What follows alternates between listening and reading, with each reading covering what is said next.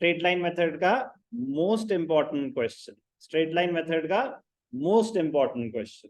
अ company whose, वाइट के लिए मुझे चेंज करना पड़ेगा, इस पे वापस आएंगे। A company whose accounting year is financial year, ठीक है जी, April to March, purchased on 1st July 2020। तो 1st July 2020 कौन सा फाइनेंशियल ईयर हुआ? 2021, costing 30,000। It purchased further machinery on 1st January 21। 1st January 21 कब हुआ? 2021। कुछ बच्चे गलती कर देते हैं इसको, जल्दबाजी में ना 21 22 में ले लेते हैं, क्योंकि 21 दिख रहा होता है। बी केयरफुल, पूरा क्वेश्चन खराब कर दोगे।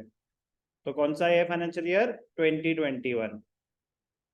एंड ऑन 1st October 21, तो 1st October 21 ये कौन सा ईयर है? 21 22। ऑन 1st April 22 ये है क्वेश्चन की जान, यहाँ पे danger. On 1st April 22 1/3 of the machinery installed on 1st July 2020, which is the first one, became obsolete। तो ये बड़े ध्यान से पढ़ना। नॉर्मली यही होता है कि सर हर बार ये होता है, जो बेच रहे होते हैं ना वो पहली ही होती है, जो पुरानी है वही तो बेचेंगे। इसी फीलिंग्स के साथ वो खेल लेते हैं कभी कभी कि दो एसेट खरीदे, सेकंड एसेट पहले बेच दिया, क्योंकि हम अज्यूम करके चल रहे होते हैं कि पहला एसेट ही पहले बेचा होगा। नॉर्मली यस, जरूरी नहीं है, ये कोई रूल नहीं है। क्लियर है क्या बोल रहा हूँ? रीड द क्वेश्चन केयरफुली कि एसेट बेचा कौन सा, कितने का बेचा? 3000। शो मशीनरी अकाउंट, ठीक है जी। Rate of depreciation 10% per annum है। What would be the value on 1st April 2023? तो कब से लेके कब तक? 2021, 21 22, 22 23, 3 साल का पूरा। 1st April को बैलेंस कैरी फॉरवर्ड करके बस दिखा देंगे। तो 3 साल के हमें अकाउंट बनाने हैं, ध्यान से देखेंगे। Very very important. Back to ice, ठीक है जी। अब पहला साल 2021। इस क्वेश्चन को करने के दो तरीके हैं। इसमें अलग क्या होने वाला है, मतलब what makes it so special? Part of the asset is being sold. Part of the asset is being sold. This is the part of the question which makes this question very interesting. तो ध्यान से देखेंगे। When part of the asset is being sold, first financial year क्या है? 2021। 2021 पहला asset कब खरीदा? जुलाई 1, कितने का? 30,000। टू बैंक अकाउंट क्या खरीदा? Machinery M1 30,000। सेकेंड एसेट भी 2021 में 1st January for 10,000। To bank account M2 कितने का? 10,000। March 31st bye depreciation M1 M2। M1 एक एक करके बात कर लेते हैं, चलो। M1 30,000, rate of depreciation 10%, rate of depreciation 10%। 30 क्या हुआ? फर्स्ट एसेट 20 का खरीदा है। Yes sir 20। अच्छा, वो मैंने गलती से 10 रीड कर दिया, 20। तो बोलो ना, मुझे ऐसे शक से क्यों देख रहे हो? 30,000 कब खरीदा था? 1st जुलाई। 1st जुलाई तो अप्रैल में जून, तो कितने मंथ्स के लिए यूज किया होगा? 9 मंथ्स के लिए। कितने मंथ्स के लिए यूज किया होगा? 9 मंथ्स। तो 30,000 का 10% 3,000, 3,000 34 मतलब 2250, 2250। M2 कितने का है? 20,000। कब खरीदा है? 1st जनवरी। तो 10% फॉर 3 मंथ्स। तो 20,000 का 10% 2,000, 2,000 का 1/4 500। तो डेप्रिसिएशन कितनी हो गई? 2750। By balance carried down. Closing balance क्या है? M1 M2। M1 27,750, 20 minus 1,500, 19,500, 19,500। तो 47,250, 37, 46, 47,250। फर्स्ट ईयर सबका सही होना चाहिए था, क्योंकि इसमें कुछ भी नया नहीं आया। नया तो कब आएगा, जब हम एसेट सेल कर रहे होंगे, तब तक आपका हो जाना चाहिए था। बट फिर भी गलती होती है, क्योंकि अभी बहुत प्रैक्टिस की जरूरत है। 2021 हो गया, अब कौन सा ईयर है, 21-22। तो 21-22 जब शुरू हुआ, April 1 टू बैलेंस BD, पहले से हमारे पास क्या पड़ा है, M1 27,750, M2 19,500, 47,250, 47,250। अब क्या हुआ, 21-22 में कुछ हुआ क्या, 21-22 में 1 अक्टूबर को हमने एक और एसेट खरीदा, October 1 to bank account M3 कितने का, 10,000। March 31st bye depreciation M1 कितने का था, 30,000। स्ट्रेट लाइन मेथड है, तो M1 की डेप्रिसिएशन डायरेक्टली हम क्या लिख देंगे, 3,000। अब तो पूरे साल यूज हुआ ना, तो कोई टेंशन नहीं। M2 कितने का खरीदा था, 20,000, तो M2 की डेप्रिसिएशन कितनी हो जाएगी, 2,000। M3 इस साल खरीदा है, तो M3 की डेप्रिसिएशन 10,000 का 10%, अक्टूबर मतलब हाफ अ ईयर, तो डेप्रिसिएशन कितनी हो जाएगी, 500, 5,500। Closing balance March 31st by balance carried down M1, M2, M3। M1 27 मतलब 24, 750, 19,500 मतलब 17,500, 9,500, 24,750 प्लस 17,500 प्लस 9,500, 5175, 5175 टोटल कितना है, 57,250, 57,250।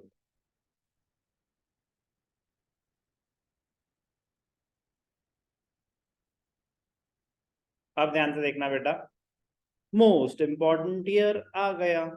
मोस्ट इंपॉर्टेंट ईयर क्या है, 22, 23, 22, 23, April 1 to balance BD M1, M2, M3, M1 24,750, 17,500, 19,500, 51,750। सच्ची सच्ची बताएंगे किस किस का यहां तक सही है, पूरा, वेरी गुड। यहां तक कुछ भी नया नहीं हुआ था, यहां तक सही होना चाहिए था। अब चीज ऐड हो रही है, मैंने जैसे बताया ना कि हर क्वेश्चन में कुछ ना कुछ ऐड होता रहेगा, तो जो ऐड होना है वो कॉन्सेप्ट तो अब आएगा। अभी तक तो कुछ भी नया नहीं आया था, तो अभी तक के लिए बस क्या चाहिए था, ऑब्वियसली पुराने सारे कॉन्सेप्ट्स और concentration, high degree of concentration depreciation में हमेशा चाहिए होगी। अब मैंने वो 20 का 10 कर दिया होता तो गलत था, मेरा हर साल का बैलेंस गलत ही आ रहा होता और काफी सारे मार्क्स हम लूज करते। अब ध्यान से देखेंगे, ध्यान से देखेंगे, पार्ट ऑफ द एसेट बेच रहे हैं, इसी को करने के दो तरीके होते हैं। अभी जो हम कर रहे हैं वो टेक्निकली बेटर तरीका है। टेक्निकली रियल लाइफ में भी वही होता है जो हम अभी कर रहे हैं, टेक्निकली बेटर। ध्यान से देखेंगे, वर्किंग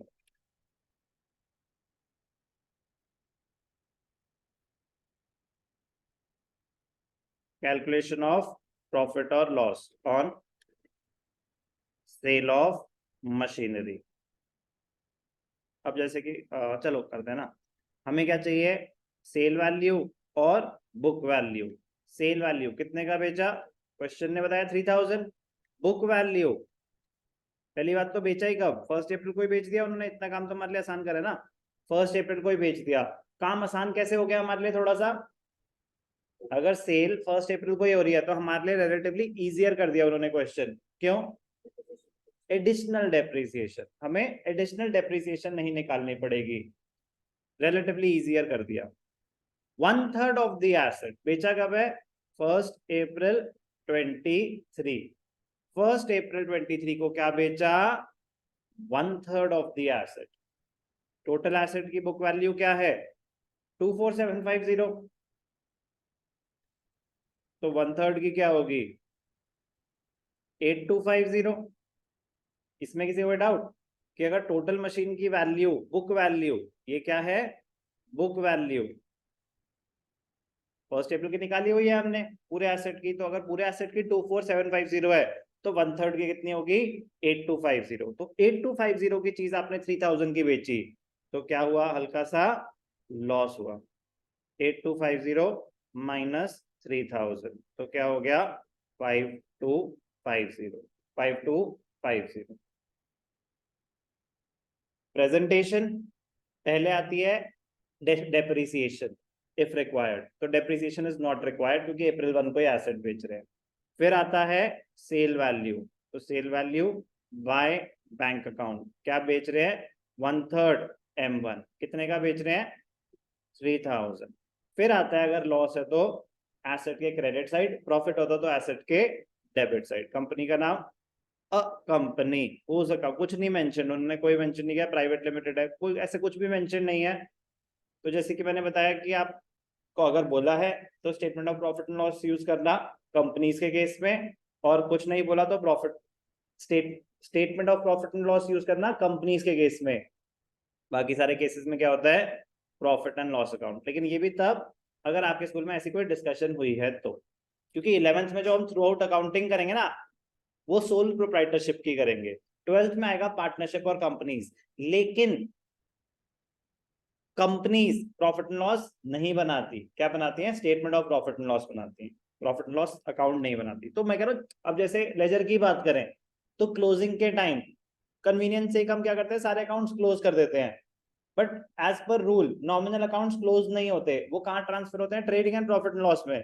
अब वो सब में से एक स्कूल में डिस्कस हुआ, तो मैं बता ना कि अब आपका क्या हुआ है वो आपको पता, तो वो आपको मुझे बताना है कि आप पीएनएल के थ्रू कर रहे हैं statement of profit and loss, मैं आपको कॉन्सेप्ट बता सकता हूँ बस, कि कहाँ statement of profit and loss होता है, कहाँ पीएनएल अकाउंट होता है।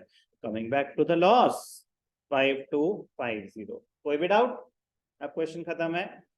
रिमेनिंग एसेट भी इंपॉर्टेंट है, कोई नया नहीं खरीदा, अब बस क्लोज करेंगे, ध्यान से देखना, अभी भी इंपॉर्टेंट पॉइंट है।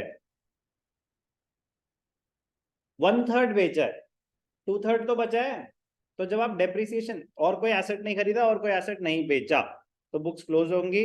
बुक्स क्लोज होने से पहले डेप्रिसिएशन 2/3 M1। अब ध्यान से देखना, ये बड़ा इंटरेस्टिंग पार्ट है, कौन सा मेथड फॉलो हो रहा है, स्ट्रेट लाइन या WDV, स्ट्रेट लाइन। तो original cost of the machine क्या थी, 30,000, तो 2/3 ऑफ M1 क्या रह गई, 20,000। 30,000 का 2/3 इज इक्वल टू 20,000, तो 2/3 M1 की डेप्रिसिएशन क्या होगी, 20,000 का 10%, which is equal to 2,000। M2 तो पूरी 20,000 की है, M3 तो पूरी 10,000 की है। कोई डाउट, डेप्रिसिएशन बस खत्म, अब क्लोज कर देंगे। ओ जी जगह कम पड़ेगी, एक सेकेंड, थोड़ी सी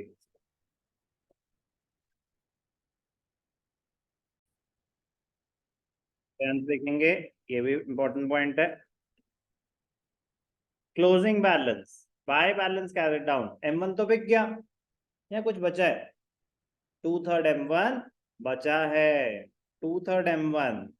यहाँ पे बैलेंस कैसे निकलता है, opening balance minus depreciation, but 2/3 का बैलेंस था क्या, 16,500 16,500 ये आपको 2/3 का निकालना था।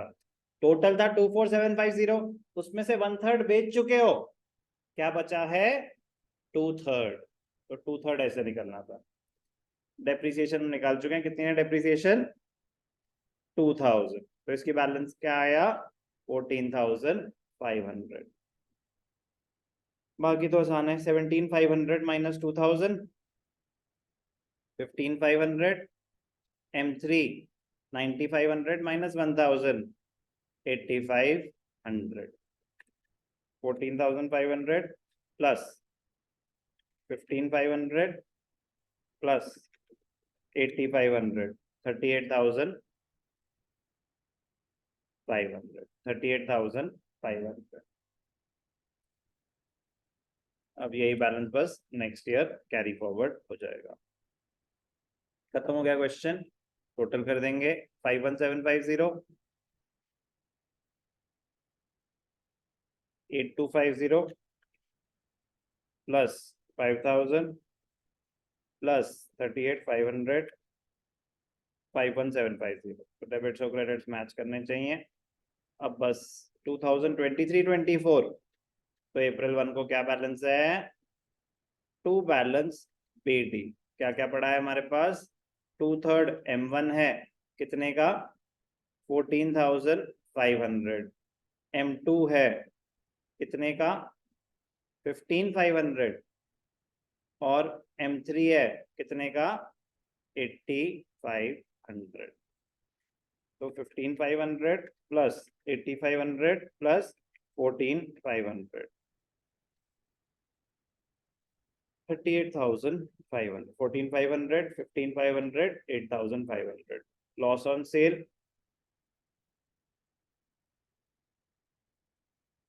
कहीं पे दे रखा है, loss on sale 5 to 5। Match कर रही हैं सारी चीजें, सही जवाब।